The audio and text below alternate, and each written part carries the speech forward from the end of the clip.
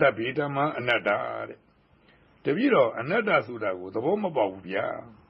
အနတ္တဆိုတာအတ္တနဲ့ငါပိုင်ငါဆိုင်မဟုတ်တာသူ့သဘောသူ့ဘာဝတိုင်းပြန်ဖြစ်နေတာကိုအနတ္တလို့ပြောတာငါမပိုင်လို့အနတ္တသူ့သဘောသူဆောင်းနေလို့အနတ္တအစိုးမရအလိုမလိုက်လို့အနတ္တပြောတာတခါကြီးမျက်စိကမြင်လိုက်တာနဲ့ဒါကအိုးဒါကခွက်ဒါကပကံရည်လို့မသိဘူးလားသိပါတယ်ဗျာသိအောင်လုပ်ရသလားမလုပ်ရပါဘူးဗျာနားကကြာရင်ကိုကျေးဇူးလားခေါင်းနှမ်းတိုင်းလို့မသိဘူးလားသိပါတယ်ဗျာသိအောင်လုပ်ရသလားမလုပ်ရပါဘူးဗျာအေးမြင်ရင်သိတယ်ကြားရင်သိတယ်နားရင်သိတယ်စားရင်သိတယ်သိအောင်မလုပ်ရဘူးနော်ဒီစိတ်တွေဖြစ်လာအောင်မလုပ်ရတယ်လို့ပြတ်သွားအောင်လည်းမလုပ်ရဘူးသူ့သဘာဝတိုင်းဖြစ်ပြီးရင်ပြည့်နေကြတာမလို့စိတ်ကလည်းအနတ္တတရားပဲ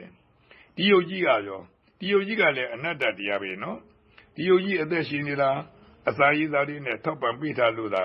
ရက်တည်နေနေတာအစာရည်စားဖြတ်ကြည့်ပါလားသိမှနော်ဒီယုတ်ကြီးရှင်သန်ဖို့အတွက်အစာရည်စားထောက်ပံ့ပေးရတယ်လို့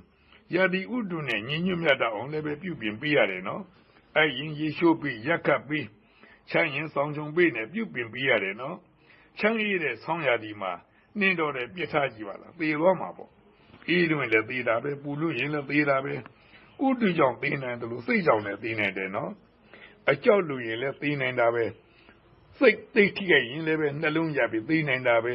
ဒီယုတ်ကြီးကိုဘယ်လိုပြုပြင်စောင့်ရှောက်ပေးရမယ်ဘယ်တော့ကံကုန်တဲ့တနေ့ကျရင်တော့သေမှာအမှန်ပဲနော်ဒါကြောင့်ဒီယုတ်ကြီးကအသက်ရှင်နေတာဟာသူ့မှာကိုယ်ပဲဉာဏ်စွမ်းရည်မရှိဘူးကံစေဥတုအရာဆိုတဲ့အကြောင်းလေး၄ပါးနဲ့ထောက်ပံ့ပေးလို့သာဒီယုတ်ကြီးရှင်သန်နေတာမို့ယုတ်ကလည်းငါမပိုင်တဲ့အနတ္တတရားပဲတခါကြီးယုတ်ကိုမှန်ထဲမှာပြန်ကြည့်ငယ်ငယ်တုန်းကလူနုပြူသေးရဲ့လားသပင်းတွေကလည်းဖြူလို့သွားတွေကလည်းကျိုးလို့အိုးနေတာမမှန်ဘူးလားမှန်ပါတယ်ဗျာအိုးအောင်လုပ်ရသလားမလုပ်ရပါဘူးဗျာနားအောင်ရောလုပ်ရသလားမလုပ်ရပါဘူးဗျာအေးအိုးအောင်နားအောင်သိအောင်မလုပ်ရဘဲနဲ့သူ့အလိုလိုအိုရသူ့အလိုလိုနားရသူ့အလိုလိုသိရတာမို့ဒီယုတ်ကြီးကိုငါမပိုင်ဘူး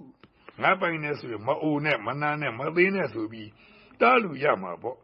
အခုတော့ငါမပိုင်လို့အရှင်တိုင်းသိမင်းလက်ထဲအပ်လျက်မှာဒါကြောင့်ယုတ်ကလည်းပဲအနတ္တနာငါလည်းပဲအနတ္တဒီယုံနာနှစ်ပါးကမခိုင်ရဲဘူးဖြစ်ပြီးပြည့်နေကြတာမို့အနိတ္တရာမရှိတဲ့အတ္တရာအနတ္တလို့သိထားအနိတ္တရာရှိတဲ့တာရအနတ္တဆိုတာလည်းရှိသေးတယ်ဗျ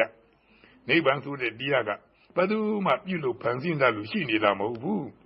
သူ့တဘာဝတိုင်းသူ့လိုလိုရှိနေတာနိဗ္ဗာန်ကိုပျက်စီးအောင်ဖျက်ဆီးလို့လည်းမရဘူးခိုင်မြဲတဲ့တရားအပြုပြင်းကင်းတဲ့တရားတင့်တယ်တဲ့တရားအမြဲရှိနေတဲ့တရားဒါကြောင့်နိဗ္ဗာန်အနတ္တကိုတော့အနိတ္တရာရှိတဲ့အနတ္တတာရအနတ္တလို့မှတ်ရမယ်ယုံနာကလည်းအနတ္တနိဗ္ဗာန်ကလည်းအနတ္တ